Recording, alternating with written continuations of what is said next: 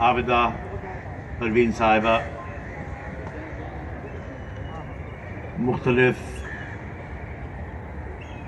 Stage पे बैठे हुए मेहमान गिरामी और नीचे भी, अस्सलाम वालेकुम।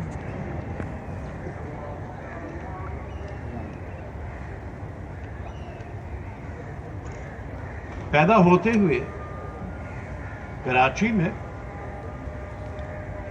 ये हर वक्त याद दहानी करवाई जाती थी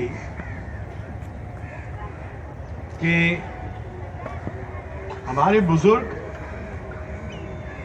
अब्दुल्ला हारून पूरी ज़िंदगी सिंध की खिदमत में उन्होंने वक्त गुजारी, और जो उस वक्त बातें घर पे नहीं की गई वो GM सैयद साहब और ऐसे मुख्तलिफ बुजुर्गों से पूरे सिंध के इलाकों में जाते हुए सुनते थे।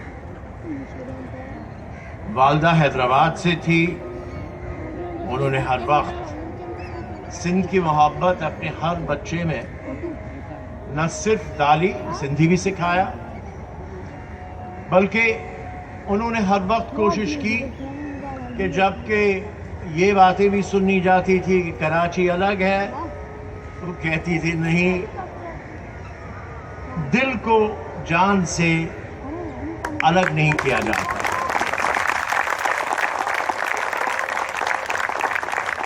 और उनके इंतकाल हुए 2 साल हुए तो उनके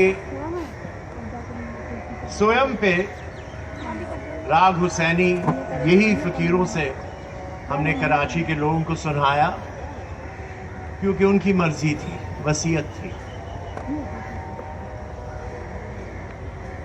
आगे बढ़ते हुए डॉक्टर सुलेमान शेख के साथ सिंध ग्रेजुएट एसोसिएशन में बड़ा वक्त काम भी किया, और आज तक उन्हें अपने मेहरबानों में रखा। हैदराबाद में जोखियो साहब, और कहना ज़रूरी है कि मुझे बड़ी प्यार मोहब्बत शफ़क़त खलीजो साहब ने भी दी।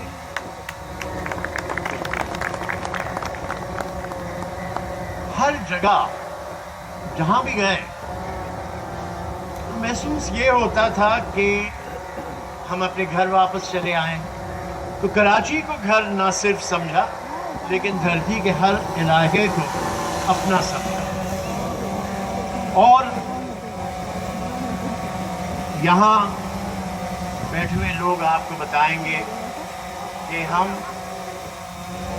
शाह लतीफ़ के उर्स पे कई साल जाकर बैठे रहते थे, 3 रात 4 रात, और बड़ा कुछ सीखा भी, लुत्फ़ भी बड़ा उठाया वही सुनते हुए। और वही पहले कोई 40 साल पहले, 35 साल 40 साल पहले बीबी आबिदा परवीन को सुनने का फ़ख्र हासिल हुआ, लेकिन उसके बाद कई साल हमारे घर भी आते रही। मेरी वालदा उनको अपनी औलाद की जैसा समझती थी। और हाँ, एक बात नहीं भूलूंगा कि जब हम बहुत छोटे थे तो हमारे घर पर सुशीला मेहतानी आकर कभी कभी अपने राग गाती थी या अपने गाने। वो अब तक हयात है कनेरी आइलैंड में। मेरी वालदा 2 साल पहले तक उनसे राब्ते में थी, और इस तरीके से हर एक चीज़ में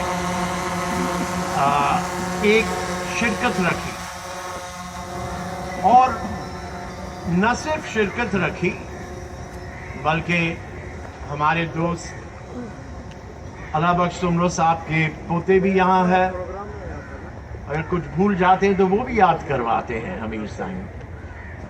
तो मकसद मेरा कहने का ये है, यहाँ से जेकबाबाद तक आज भी वही राब्ते, आज भी वही मोहब्बतें, आज भी वही रस्में। अभी 15 तारीख को भिक्षा जाना है,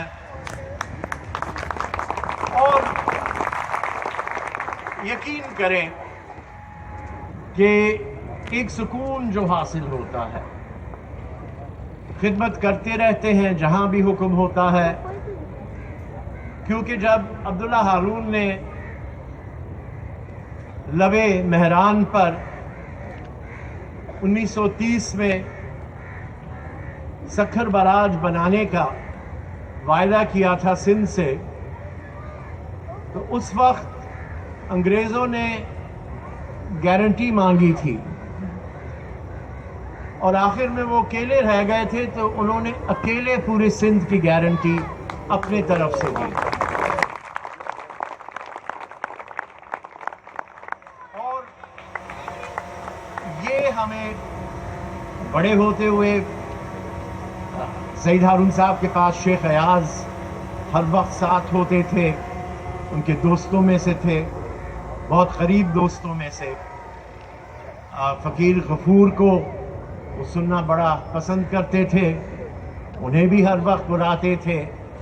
وہاں کئی ایسے شیخ صاحب کی لکھی ہوئی غزلیں انہوں نے فقیر صاحب سے شروع کروائیں جو مشہور و معروف ہوئے. لہٰذا یہ آج کی نہیں، یہ 3 پشتوں کے حساب اس لیے دے رہا ہوں کہ شاید موقع ملے پھر. لیکن یہ یاد رکھیں کہ ہم نے کبھی احسان نہیں کیا، ہم نے شکر اللہ کا کیا کہ خدمت کا موقع دیا گیا.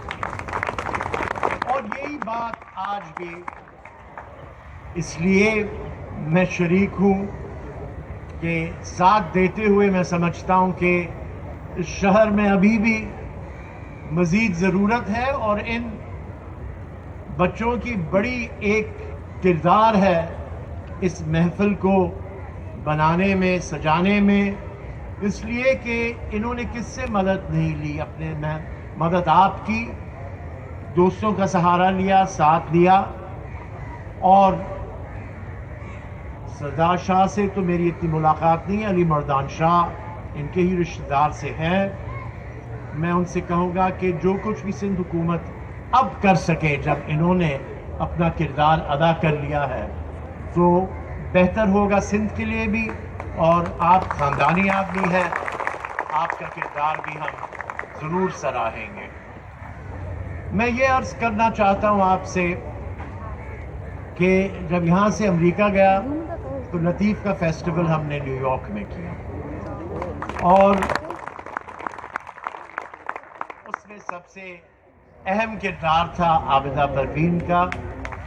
وہ وہاں آئیں بڑی مشکلات میں، طبیعت بھی صحیح نہیں تھی، لیکن جو بڑا فنکشن ہم نے کیا 25,000 آدمیوں کا یونین اسکوائر میں، وہاں انہوں نے جو راگ سنائی اور صوفی کلام، میں خیال امریکن اتنے حیران ہوئے کہ پاکستان میں پرامن لوگ بھی رہتے ہیں. اور ہمارے لیے بہت بڑی بات تھی. آج ان میں ایک شخص ہم میں موجود نہیں ہے، لیکن نیو یارک ٹائمز کے پہلے صفحے پہ سوراب فقیر کی تصویر آئی، جو کوئی پاکستانی اور نے نہیں کی ہے. یعنی کہ اس دھرتی کا ایک شخص ایک اتنی بڑی اہمیت تک پاکستان کو انہوں نے پہنچایا، پہلے صفحے پہ نیو یارک ٹائمز کے. یہ جاری رکھیں، لیکن ہر ایک چیز کے علاوہ میں یہ بات نہیں بھولتا کہ یہ صوفیوں کی دھرتی ہے. یہاں بڑے بڑے بادشاہ آ کے ٹیکا لے گئے اور واپس کبھی نہیں چھوڑ کے گئے. راجہ بھوپٹ رائے پنجاب سے پرانے حالہ میں دفن ہے. سلطان شاہ دیوانو یمن سے بادشاہ بدین میں دفن ہے، جاتی میں. اور بڑے بڑے صوفیوں نے یہاں، اور مذہبوں سے بھی، بیرو لال کا نام مشہور ہے، کنور بھگت آج تک زندہ ہے ہم میں. یہ ایک ایسی دھرتی ہے کہ ہر ایک کو اپناتی ہے، لیکن ایک آپ سے سوال کرتی ہے اور اس کا جواب ضروری ہے. کیا آپ نے سندھ سے محبت کی؟ اگر آپ نے کی، آپ قبول ہے ہر طریقے سے، لیکن دھرتی سے پیار کریں، اسے محبت واپس دیں، کیونکہ یہ دینے والوں کی دھرتی ہے، چھیننے والوں کی نہیں رہی کبھی. اور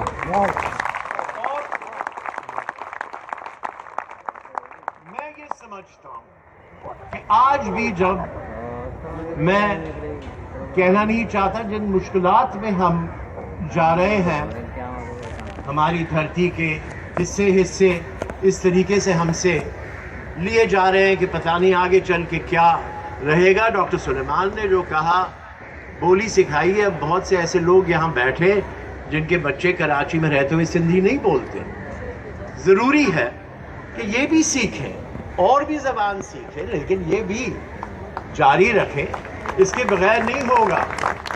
اور جیسے کہ آج تک 4000 سال کے بعد مہابھارتا میں یا رامایانہ میں سنسکرت زندہ ہے، تو یہ یاد رکھیں کہ شاہ لطیف کا کلام مہابھارتا اور رامایانہ سے کم نہیں ہے. اس کی کردار سمجھنے کے لیے ضروری ہے پڑھنا، اور اس سے بہت کچھ ہدایتیں ہیں. موسیقی کے علاوہ، کہانیوں کے علاوہ آپ یہ دیکھیں کہ انہوں نے ایسی آپ کو ایجادیں کر کے چیزیں دی ہیں جس سے آپ بہتر کچھ سمجھ پائیں. لہٰذا وقت آ گیا ہے کہ پڑھائی پہ بھی اہم توجہ دی جائے، لیکن میں زیادہ وقت لینا نہیں چاہتا، سوائے اس کے کہ بی بی عابدہ سے ایک درخواست کریں کہ وہ آ کر آپ کو اپنی نہ صرف کلام لطیف کا بلکہ اپنی دل کی بھی جو راز ہے وہ سنائیں، کیونکہ جب وہ سنیں گے آپ تو جو خوبصورتی دنیا میں ہے وہ ان کے سامنے کچھ نہیں ہے. انہی چند الفاظوں کے ساتھ ہر ایک کو اس پروگرام کی مبارکبادی دیتے ہوئے، آپ کی شرکت کے شکریہ ادا کرتے ہوئے، میں یہ عرض کروں گا کہ اب ان کے اور آپ کے درمیان اور وقت نہ لیا جائے، بلکہ انہیں موقع دیا جائے کہ وہ آپ کو راضی کر کے یہاں سے فارغ کر سکیں. شکریہ.